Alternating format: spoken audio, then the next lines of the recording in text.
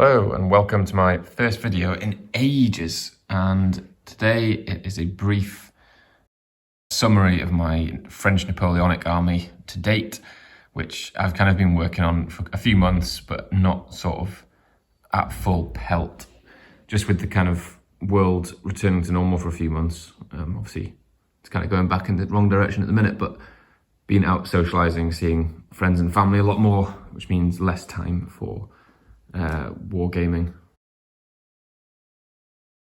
So the first unit of infantry we have here is the 1st Light Infantry, which I really actually enjoyed compared to the sort of standard line infantry. I gave these guys a much more uniformed colour of greatcoats, and they have a lot more white on them than normal. Next we have the 28th Line Regiment. These are just the typical Warlord infantry sets. And then next along we have the 51st Line Infantry Regiment. And then all the way over to the right we have a small unit of voltigeurs, which will act as skirmishers and kind of go against the 95th that I have for the British. So the way I've put this army together so far is basically just to mirror units that I have for the British. So I have a cavalry unit for the British, so I now have a cavalry unit for the French. This is the Line Lancers, which have the blue chest plate piece. And I'm not 100% sure which unit this is, because this is the unit that was shown on the front of the box, but wasn't shown on the coloured diagram of which regiment was or which troop was which colour. So if anyone knows which colour, which troop the blue Lancers are, please let me know.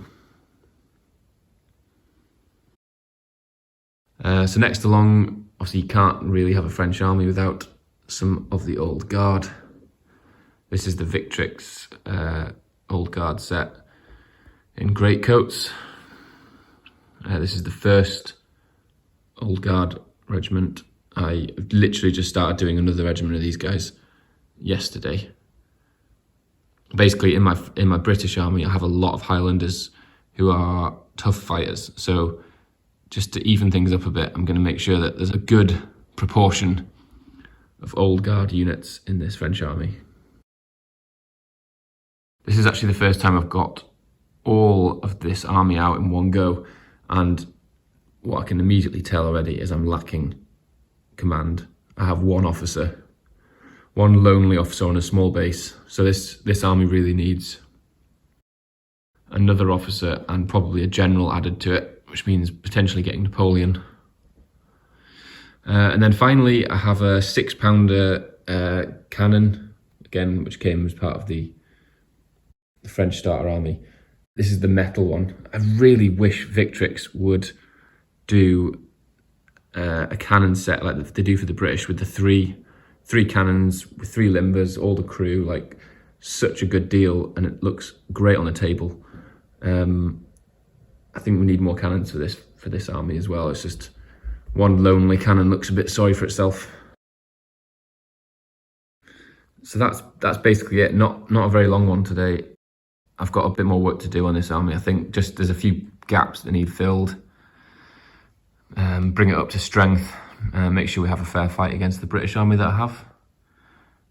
So I'll be working on that over the coming months, as well as a Test of Honour project, which I'm especially excited about. But I'm hoping to get a battle with this army as it stands.